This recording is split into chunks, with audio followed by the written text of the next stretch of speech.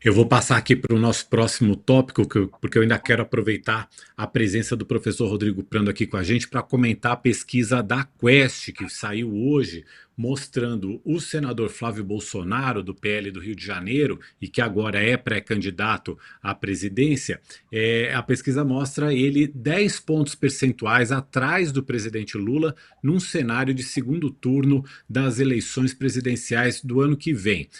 A Quest fez essa pesquisa entre os dias 11 e 14 de dezembro, com margem de erro de 2 pontos percentuais. E tem um outro ponto também interessante dessa pesquisa, que é o seguinte: o Flávio Bolsonaro aparece em todos os 6 cenários de primeiro turno, ele aparece em segundo lugar. O Lula, presidente Lula, lidera todos os cenários, variando de 34 a 41 pontos. E o Flávio Bolsonaro, sempre em segundo lugar, o senador Flávio Bolsonaro, variando de 21 a 27 pontos. Quer dizer, a diferença entre Lula e Flávio Bolsonaro num primeiro turno seria entre 12 e 18 pontos percentuais. Já num segundo turno, Flávio Bolsonaro tem aí um aumento de pontuação em relação à última vez que a Quest testou esse cenário, que foi em agosto. Em agosto, Lula tinha 48 pontos contra Flávio Bolsonaro, agora tem 46, caiu 2 dentro da margem de erro. Flávio Bolsonaro tinha 32 em agosto, agora tem 36, subiu 4 pontos percentuais, portanto, além da margem de erro. Agora, o Lula também ganha de Tarcísio de Freitas por 45 a 35, ganha de Ratinho Júnior, o governador Ratinho Júnior, também de 45 a 35, ganha do governador Ronaldo Caiado de 44 a 33 e ganha de Romeu Zema de 45 a 33 pontos. Professor, vou começar pelo senhor. Esse desempenho do Flávio Bolsonaro, ele é surpresa, ele é reflexo do Flávio Bolsonaro estar em evidência depois que Jair Bolsonaro anunciou que Flávio seria seu candidato à presidência. Queria sua análise, por favor. Mauro, não me surpreende. E nesse momento, o Flávio Bolsonaro, o senador Flávio Bolsonaro, está em evidência, isso é claro. Então ele recebe o bônus. Ele recebe o bônus do espólio político eleitoral do pai. Agora, daqui a pouco vem o ônus também. Porque ele vai ser desgastado. Ele vai ser desgastado, ele será desgastado. Tanto pelo Lula, que procura a sua reeleição, quanto também na direita. Porque, assim, tudo o que o Lula deseja para a manutenção da polarização é um sobrenome Bolsonaro. Então, ele quer muito isso. Porque a saída do sobrenome Bolsonaro pode arrefecer essa polarização e abrir espaço num centro democrático, a tão sonhada para muitos terceira via.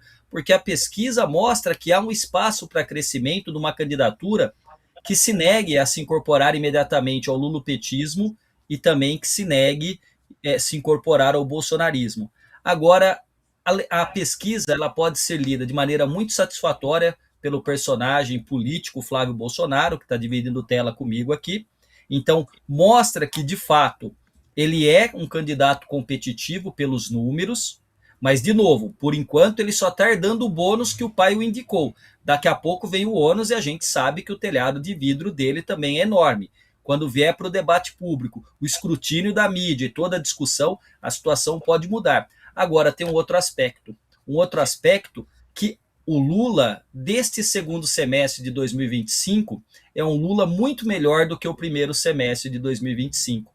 Então, a gente tem alguns fatores, eu não vou enumerá-los aqui, porque eu imagino que o tempo seja escasso, mas o Lula hoje tem um cenário muito interessante, porque ele ganha em todas as projeções no segundo turno. E só para lembrar uma coisa para quem nos acompanha aqui no UOL, claro que não para vocês que acompanham a eleição também há um tempo, mas de 1989 até agora, e o ano que vem, o Lula foi o candidato que esteve presente direto ou indiretamente, o político presente direto e indiretamente.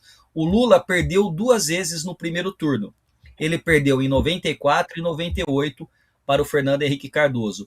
quando foi derrotado em 89 pelo Collor, foi no segundo turno, e quando ganhou ele, ou Dilma, no segundo turno. E quando ele estava preso, levou Haddad no segundo turno em 2018. E aí o Lula volta e ganha do Bolsonaro no segundo turno de 22. O que isso significa? Que Lula é a marca política mais bem formulada e comunicada na história da nova república, mais consolidada.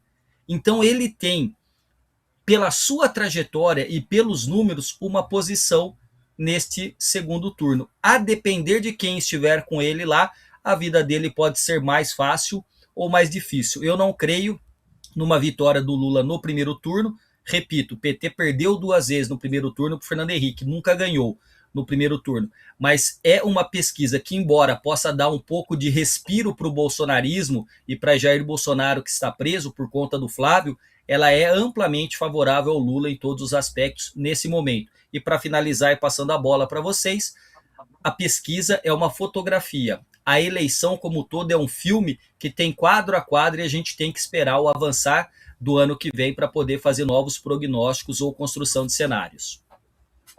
Essa pesquisa também mostrou que a aprovação do governo estabilizou, não sofreu nenhuma grande alteração. 48% disseram que aprovam o governo, 49% desaprovam, ficou ali nesse empate técnico. E em relação à rejeição de Flávio Bolsonaro, quando as pessoas foram questionadas sobre a intenção de voto em Flávio Bolsonaro diante da indicação de Jair Bolsonaro, 62% afirmaram que não votariam em Flávio de jeito nenhum. Ou seja, quando ele é associado ao pai, cresce a rejeição. 23% disseram que poderiam votar, 13% afirmam que iriam votar com certeza. Carla, essa pesquisa revela para a gente um piso ou um teto de Flávio Bolsonaro? Difícil dizer, Mauro, mas eu acho que, enfim, eu acho que está mais. Talvez ele tenha margem, tanto para cima quanto para baixo, né? Eu acho que não está Aham. nem nenhum, nem no outro, na verdade. O que eu acho, e aí eu até queria aproveitar para fazer uma pergunta para o professor, mas olhando aí o cenário da pesquisa, o que me chama a atenção é esse desempenho do Flávio.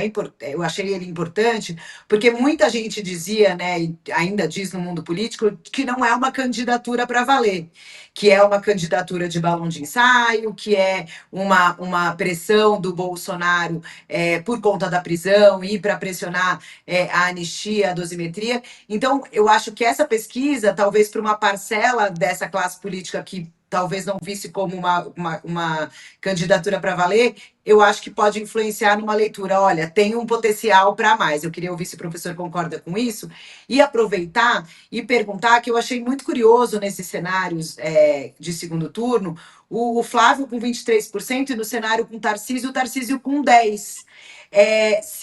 Professor, quando eu olhei esse número, eu pensei, nossa, o Tarcísio está longe mesmo de pegar esse bolsonarismo. Eu acho que a campanha Eduardo, um pouco contra o Tarcísio, coloca ele numa dificuldade, a ponto de, minha avaliação, e queria ouvir o professor, por favor, se o Flávio sai desse cenário mesmo, se isso significa que o Tarcísio abraçará ou não.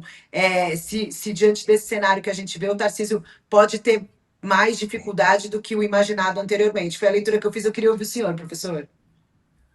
Olha só, Carla, vamos começar com o Tarcísio, né? O Tarcísio tem uma situação. Durante um tempo, o governador de São Paulo, e vocês que acompanham política cotidianamente sabem disso, o Tarcísio manteve um pé em cada canoa.